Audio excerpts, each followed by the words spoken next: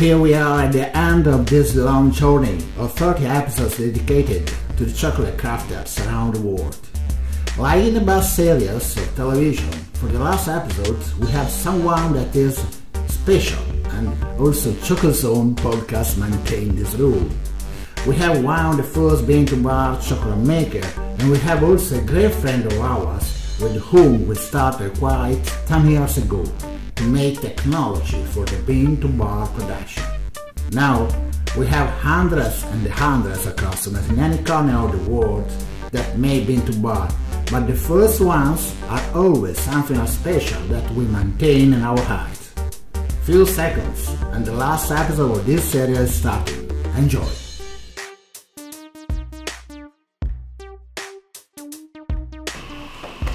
Welcome back to Choco Zone Podcast.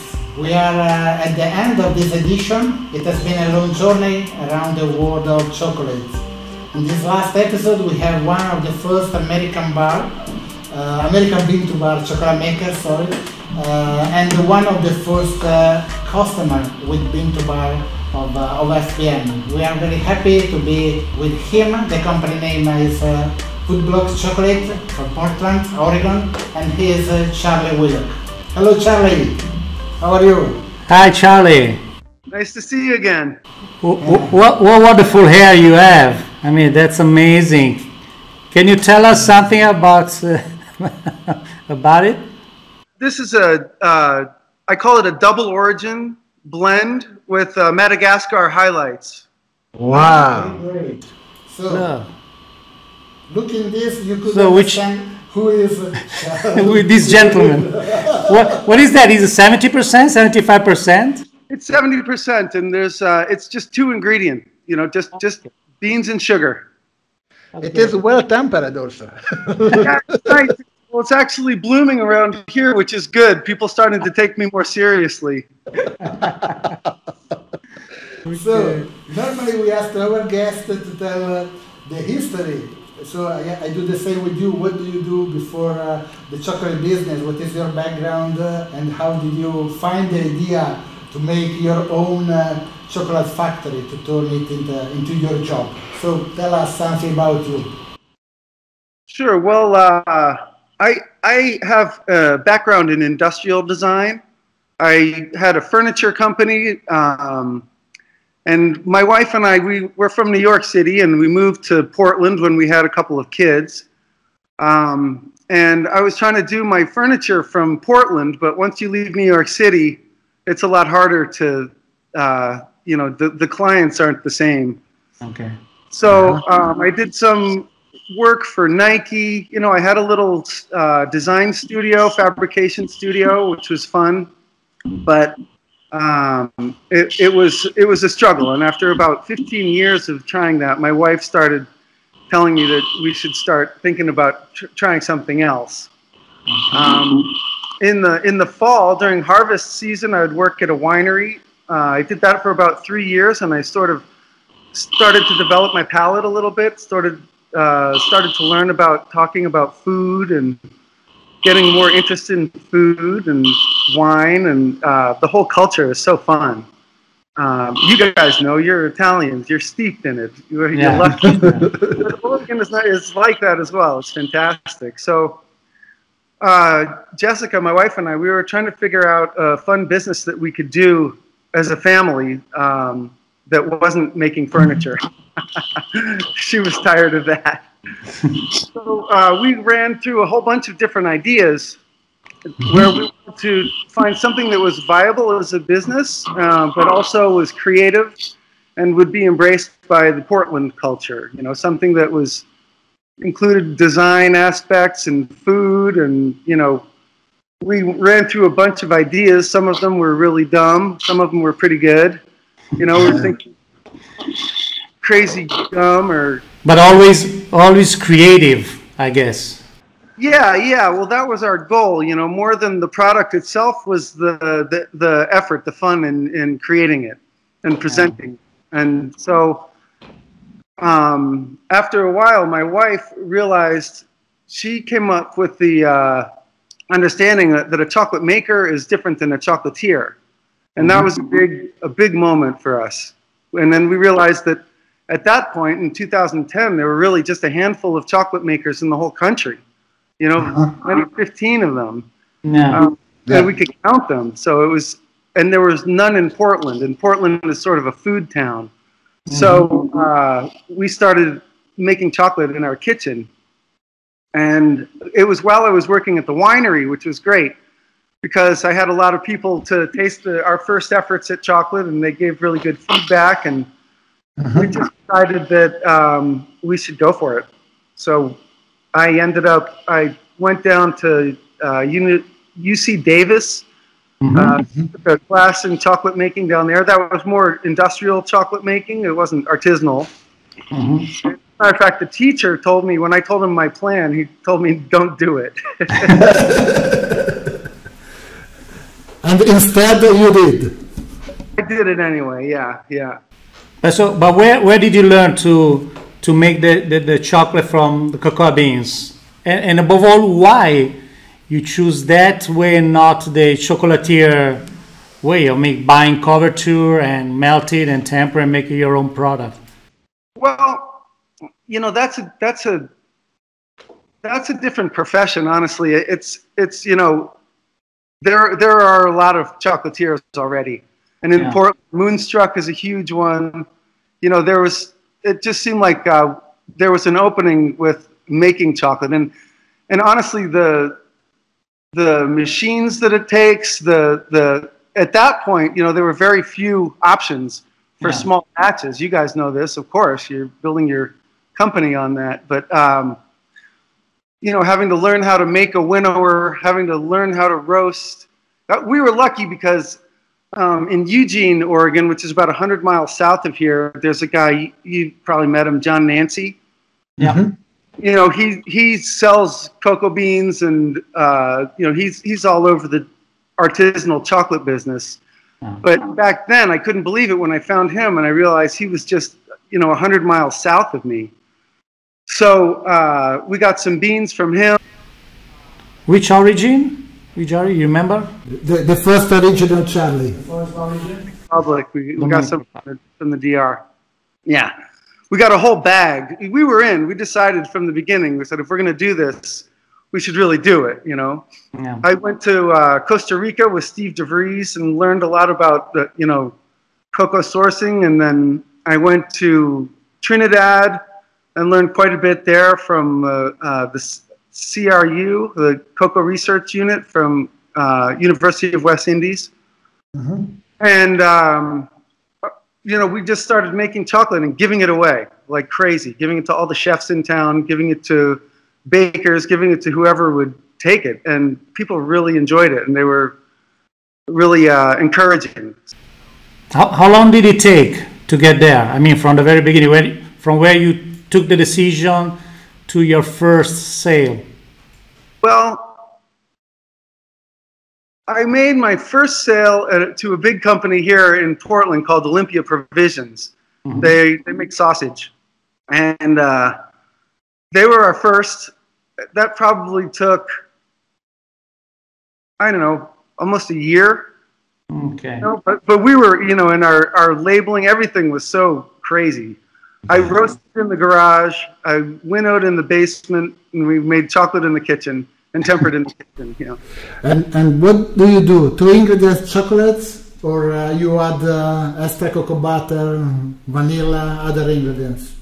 No, we just did, you know, just beans and sugar. We were, you know, in the beginning, we just wanted to do, because what was so exciting about bean to bar to us was the idea that different regions and different cacao has different flavor profiles, and that's something that, you know, it's a lot like wine, and it was really fun to explore that. You know, people understand that chocolate comes from a plant, but they think that that's a plant in Hershey's, Pennsylvania. into a bag.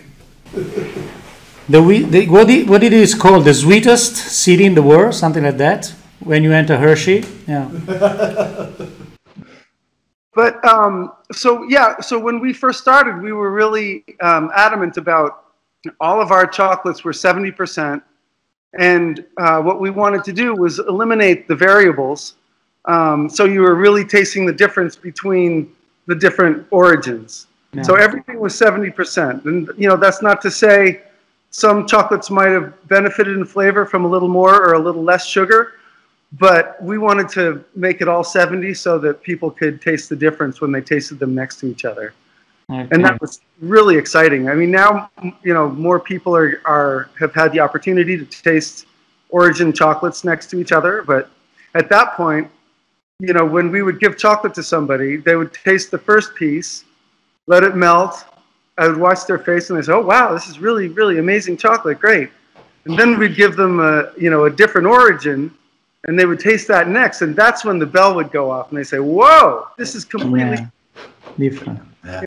So you have to spend a lot of time to educate also the customer to show the difference. Still have to do that. It's important. People, if you can get a Hershey bar for 79 cents, we have to explain why our chocolate is more expensive. Oh, 79 cents. Yeah, well, Wow. But I mean, the best way to explain it is when it's melting on their tongue and they're experiencing the flavor. That gives me a good. Yes, once you try, you never get back. No, it's true. Although sometimes I do buy a Twix bar when I go to the hardware store or something. Charlie, can you tell us something more about the process you're using? I mean, how you arrange your production process in your factory? Well, honestly, that's an ongoing thing. I'm always trying to make it more efficient and better. It's just a matter of efficiency, or it's a matter of taste, the flavors? Oh yeah, everything. We're always trying to make it taste better. Even from batch to batch. Because we do small batches, and each batch, so we roast on a roaster that's 100 years old. Wow. It's very analog. Well, it's the same roaster.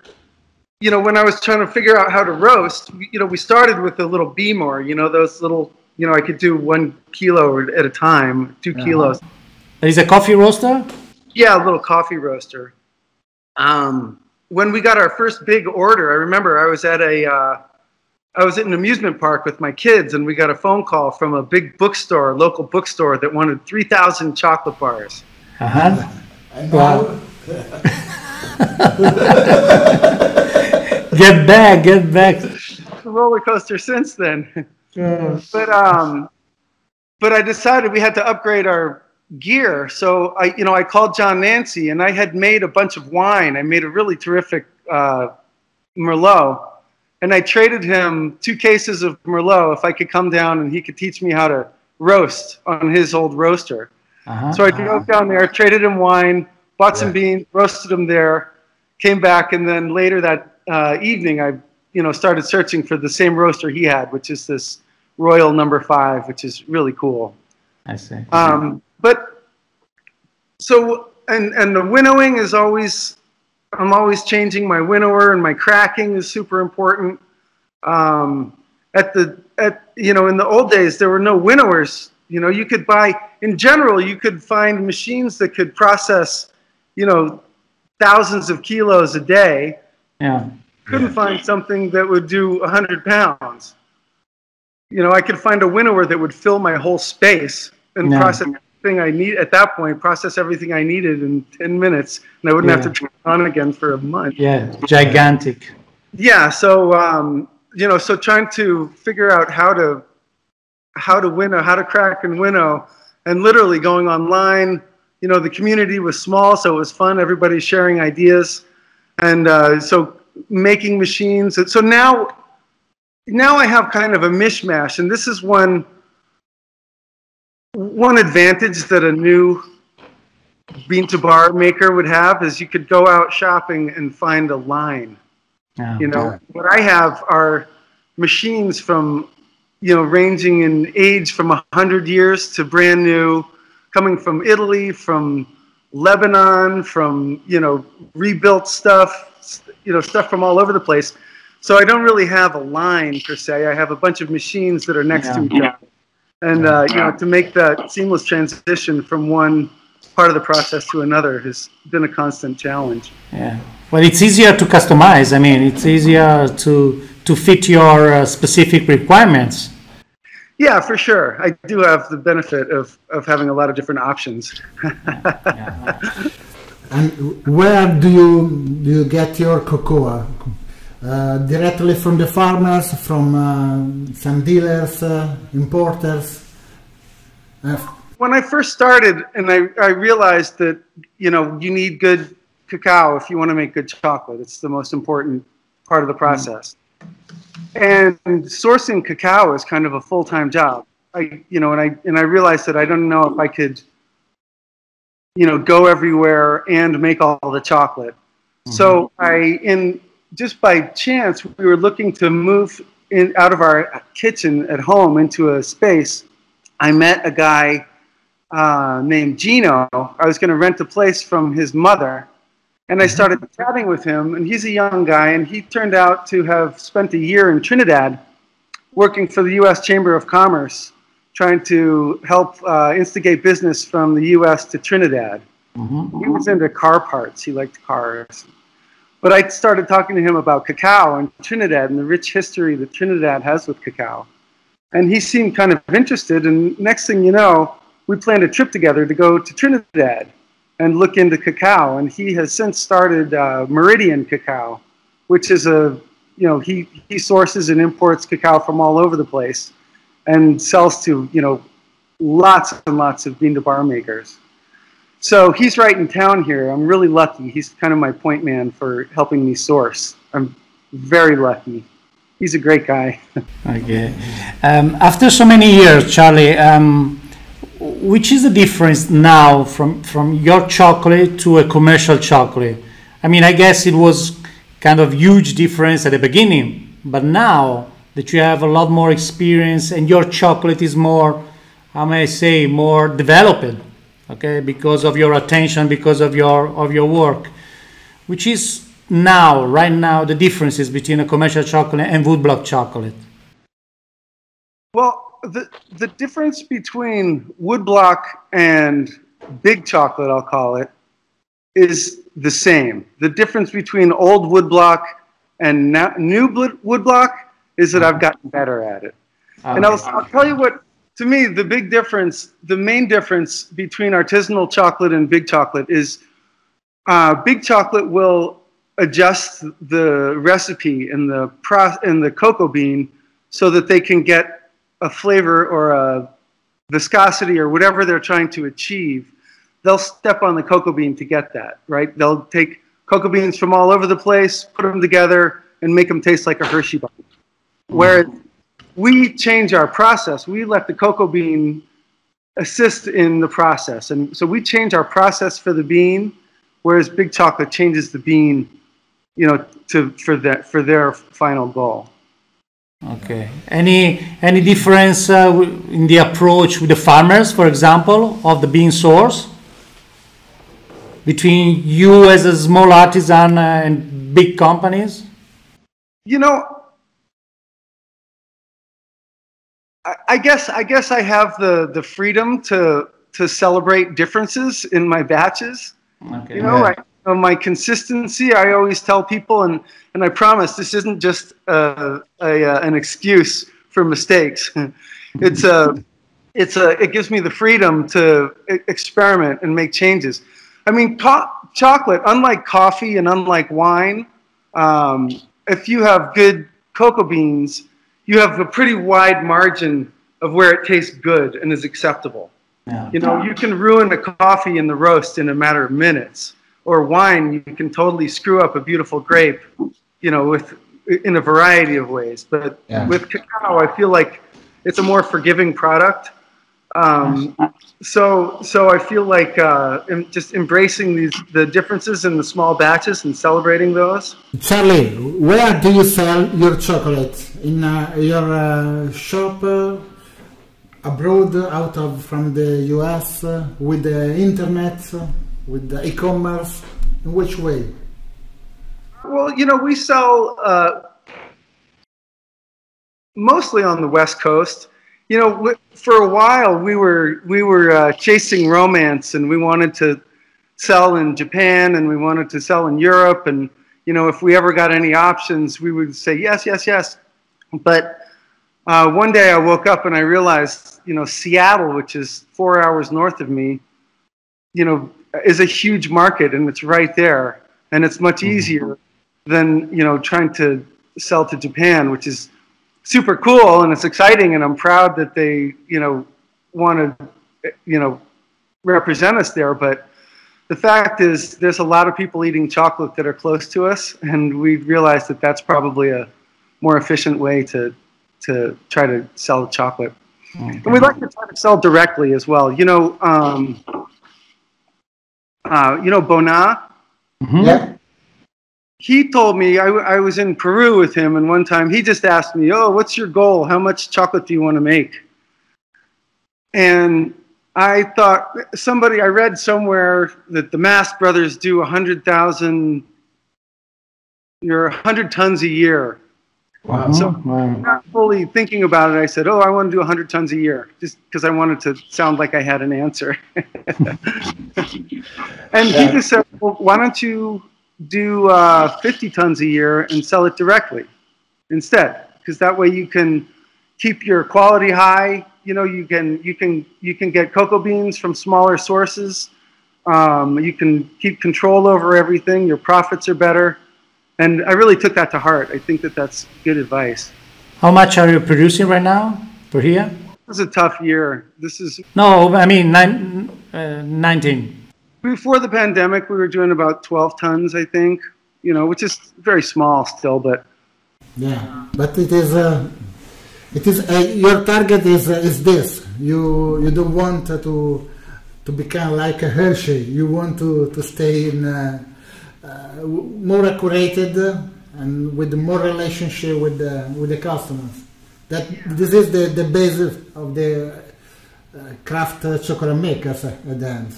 Yeah. Or you become like the big company, and this is not.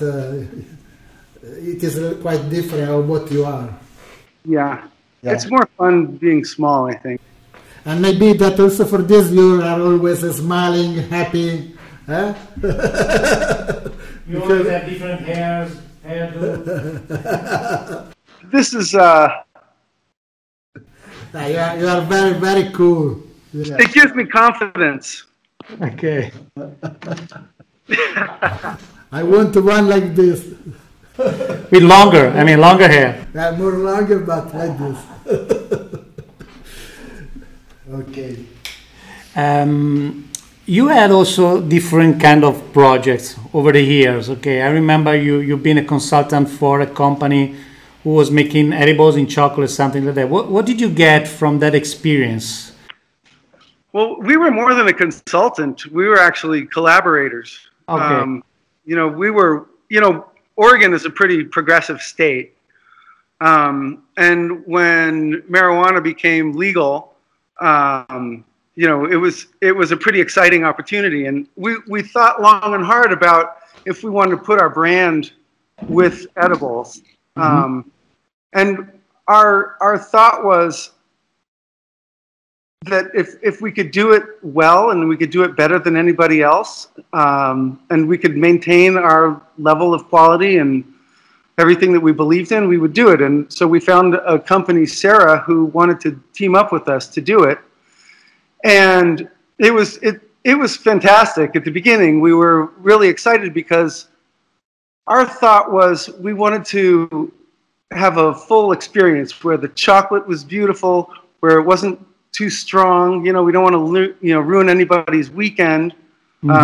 Everybody, at least around here, everybody has a story of eating an edible, you know, and ruining the wedding or whatever, going into the corner and sucking their thumb. And we didn't want that. Last thing you want to do is ruin somebody's experience. So our goal was to try to do very few ingredients, right? It was still just sugar, cacao, cannabis, and some extra cocoa butter for the cannabis oil. Okay. And we wanted to make it low dose, So we based it on how much chocolate somebody eats, so you couldn't, we would try to dissuade people from eating too much and, like I said, ruining their evening. And I think we did it. It was fantastic. But oddly enough, I believe that we out-sophisticated our customers. And when edibles first came out, everybody wanted really strong stuff for really cheap. Everybody wanted to drink tequila out of the bottle instead of a nice glass of wine. So, unfortunately, it didn't pan out as well as we had hoped. But there's still a chance. I think hopefully people will come around. And, we just wanted it to be a beautiful experience. And I don't think people are quite ready for that. They just want to get wasted. Because it is still a growing market. I mean, it's something that it's going to grow in the next years. Yeah, for sure. But oddly enough, in the beginning, chocolate was a huge segment of the market for edibles. But now little jelly candies have kind of taken over. So chocolate's not quite as popular as it was. Yeah. But we're hanging in there. We still have the best, I can say this, I think we have the best, highest quality edible on the planet. Oh, wow. That's cool. Back to your production. Okay, which is your best-selling product? Are you just making bars? Yeah, I know you are not just making bars, but can you tell us which is the variety of your production, which are? Yeah, well, I mean, for the most part, since we're chocolate makers and not chocolatiers, and we don't really have that expertise, all of our products are basically celebrating chocolate. We'll add stuff to it here and there, but for the most part, we just love the chocolate. So our best-selling product is probably our 10-pack of chocolate bars. It's little. Here, I'll show you one. 10 different origins or 10 different recipes? 10 recipes, usually four origins, and then our house blend, which is a great, a really balanced chocolate, and then a few milk chocolate bars too. But here we go.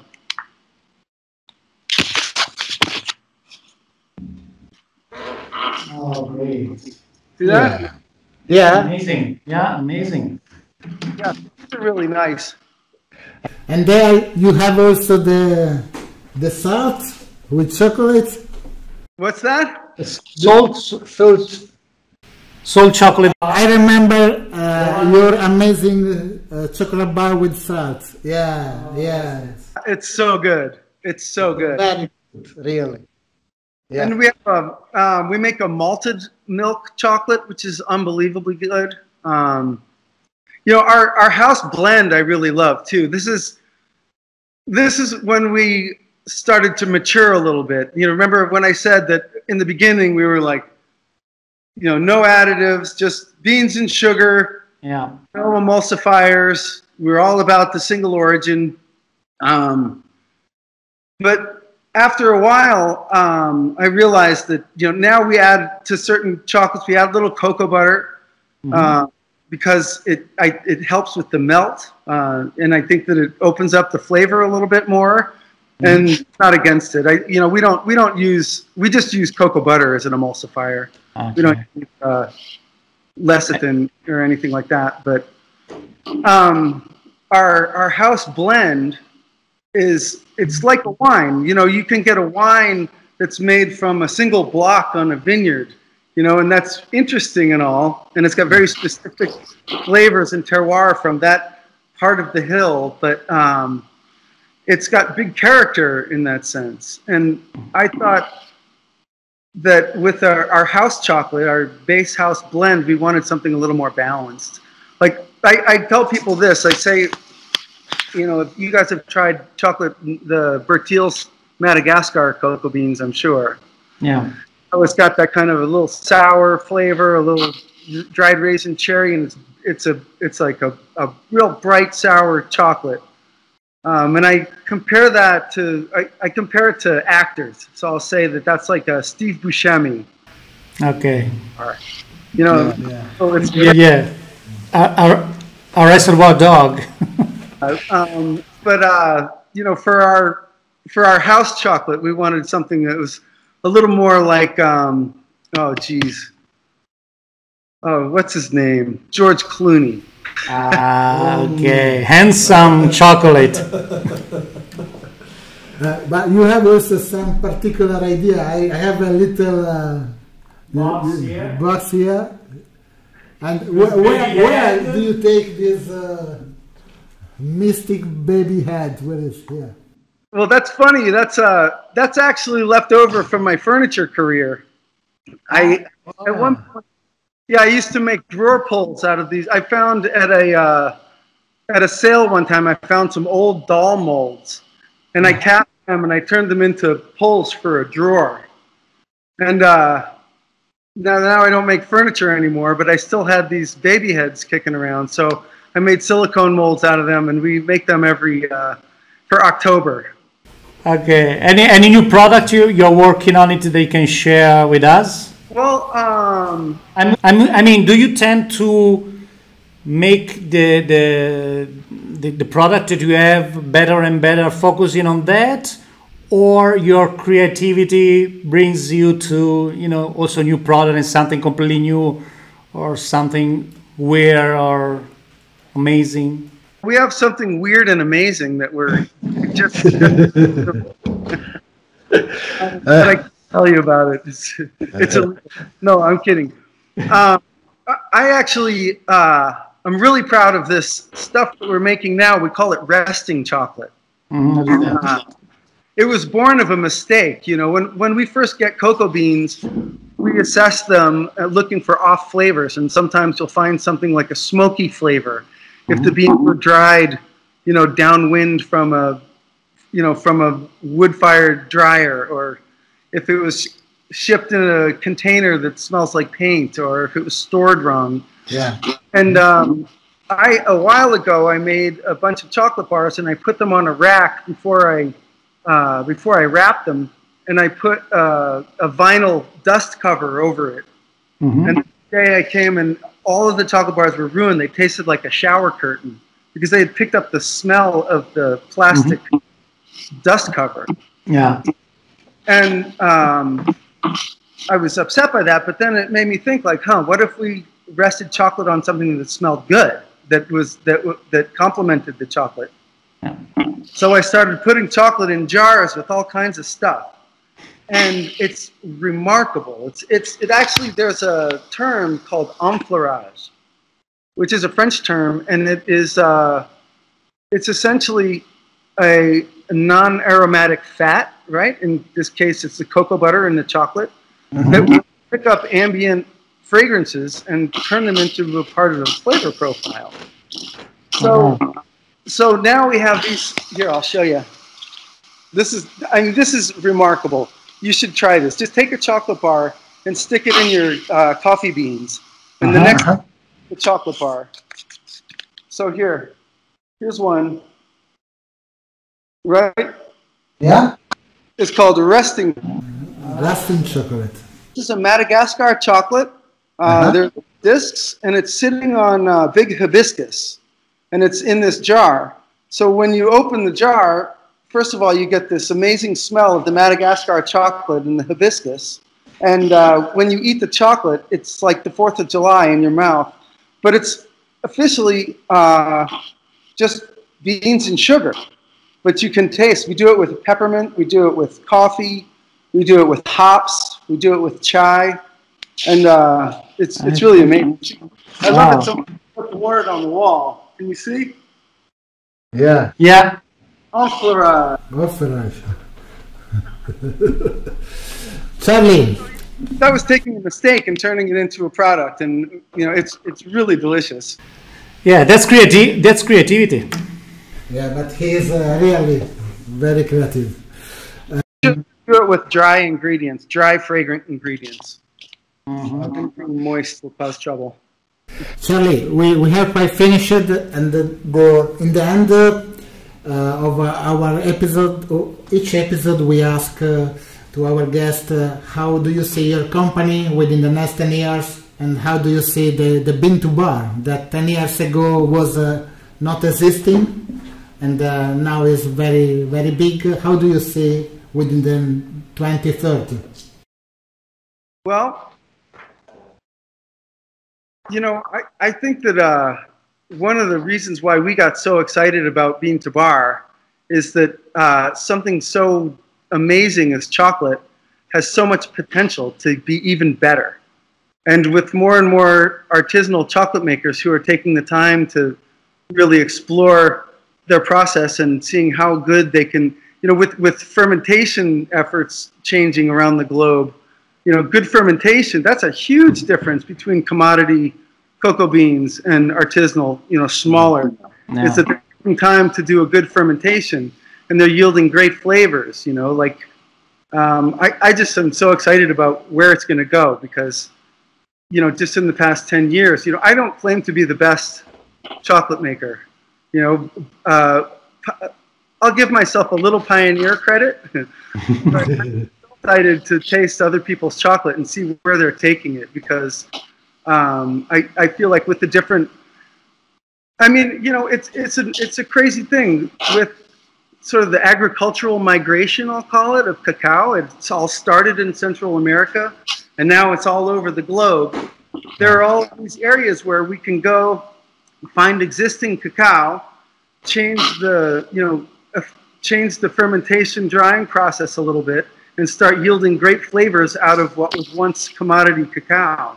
And to me, that's a place to really to grow, and I think that we're all going to benefit from that, both as makers and consumers. That's okay. Okay, So, we have finished our first season. Wow!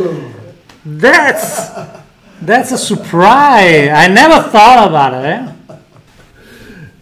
now I recognize you. Okay, everybody, please meet Cherley Wheelock. Here we are. You thought you were talking to my little brother this whole time. Okay. Okay, Cherley, we hope to meet you again Very soon. very soon. The opportunity to talk with you guys. We've it's crazy. We've kind of been working together a little bit for almost 10 years now, huh? Yes, it is. Well, I hope we have 10 more at least. At least, yes, and we hope to meet again and just you know, in person, have a beer together or something like that, because these last months has been really crazy. Can I just give a quick pitch for you guys? Yeah. Your customer service is amazing. The tempering machine that we use of yours is great, and if I've ever had any problems, thank you so much for being so responsive and helping me fix it right. Oh, you're welcome. Thank you. Thank you for sharing with us all your knowledge and experience. Right on. All right, well, let's get together and have a glass of wine sometime. Sure. Thank you very much, Cherley. Bye. Ciao. So.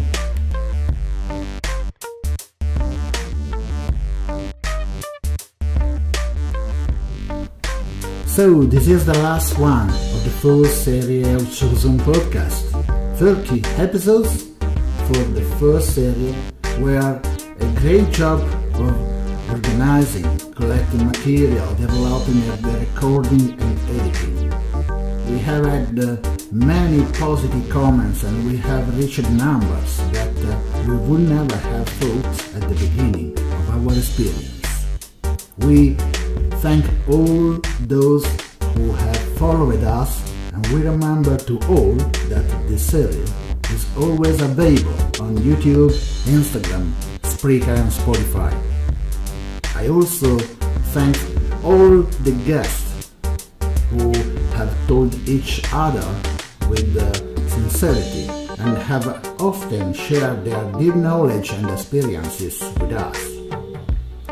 I thank Giuseppe, my broadcast partner, and Enea, who always worked behind the cameras and created the promos, the intros, and the video. This summer, we will all relax, but we will be back at the end of September with a second series. In the meantime, something will still be released, but There will be small cameos or short shorts on specific topics, but I won't tell you more because part of this will be a surprise. Thanks again for joining us, and happy summer with a piece of craft bean to bar chocolate.